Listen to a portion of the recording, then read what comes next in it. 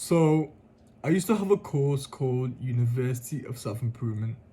Now, obviously, I have University of Self-Improvement 2.0 now, but this was part of the 1.0 course curriculum. It is called the Ultimate NoFap Guide.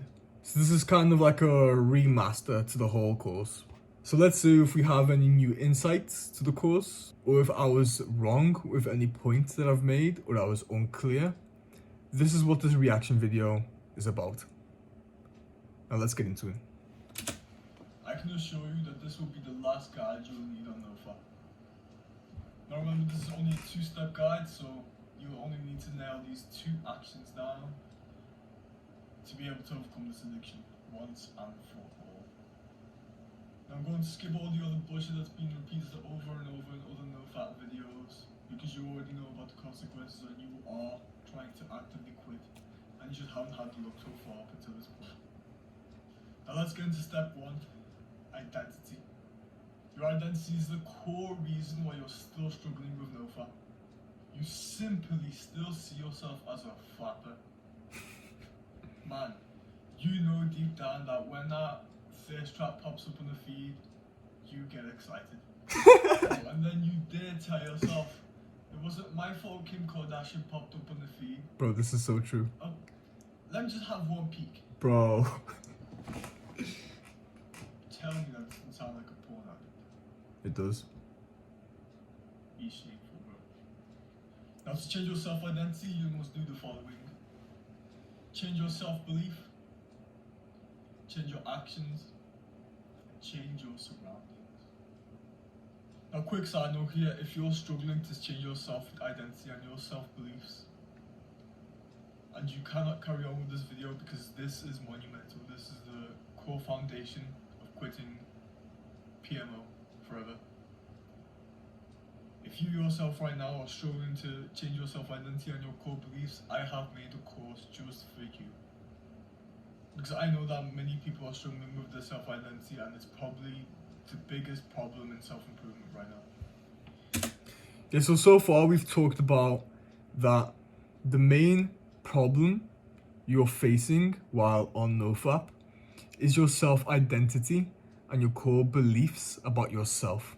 So to clarify, whatever you believe yourself to be is who you will be.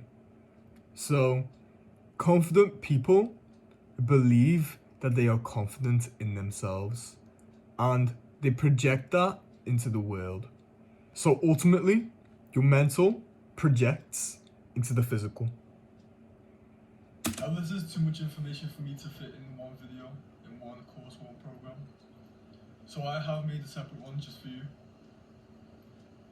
It will be unteachable. Now, moving on to the NoFap guide.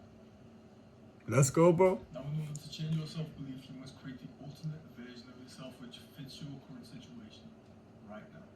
You must sit down with a piece of paper and a pen, and you must write down all the features about this new you that you could become right now. Now obviously don't write down that you want to be a millionaire if you're already not a millionaire right now. So while creating this new version of yourself, you obviously have to stick to the possibilities, right?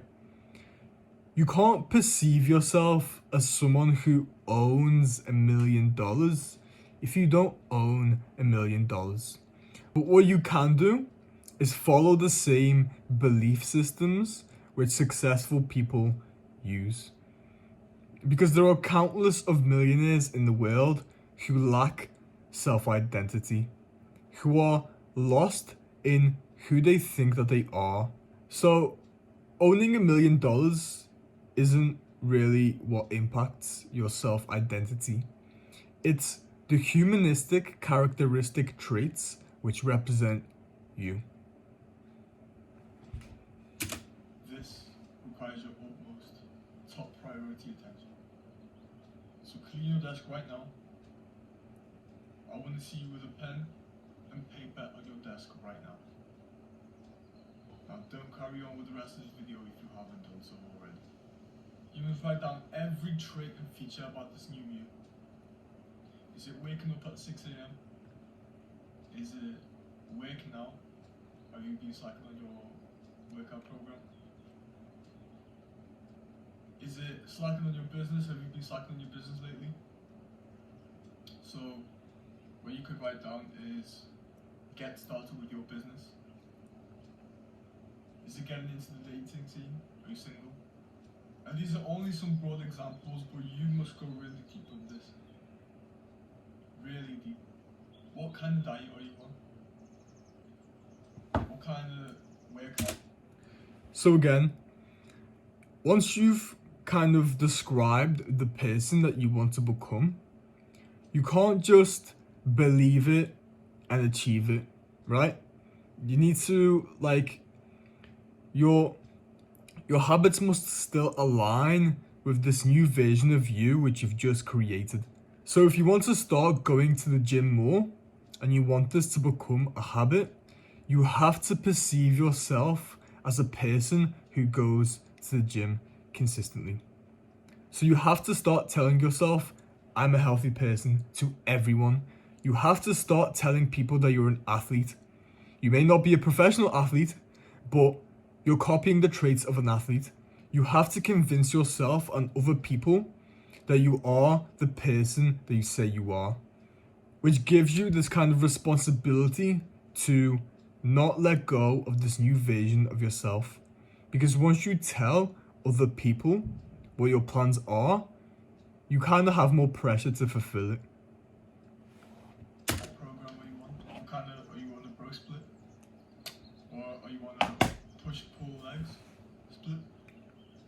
Now, as I said, you must really be specific. I'm going to get into the details because this is the new person you become. So now that you've got this written down, I want to ask you a question. This might seem personal, but this is only for your own good. Are you currently sexually active? And if the answer is no, I want you to understand a very helpful concept. This will help you out. Now, if the answer is no, you must embrace the fact that you don't deserve female attention right now. The reason you're not sexually active are two things. Not looking for sexual intimacy, or you can't get sexual intimacy. Now, if you can't get intimacy, you must accept the fact that this current you does not deserve the attention. Listen here, bro. If you truly was the ultimate version of yourself, do you think women would be ignoring you like they are now? They wouldn't. They would be chasing you. You would be running away. You wouldn't even want their attention because you're focused on yourself. So, if you really want this course to help you out, you must accept this fact. Now, moving on to your surroundings. If you want to change your self-identity, you must change your environment. Take a look at your room right now and ask yourself this question. What don't I like about this room? If I could change a couple things about this room, what would I do? I'll write it down. So you don't forget. They're saying your room. So, your environment is a crucial role in your mental health and how you perceive yourself. The state of your room has a direct correlation to your thoughts. If you have plates lying around in your room, things aren't organized and looking nice, that will directly affect your thinking.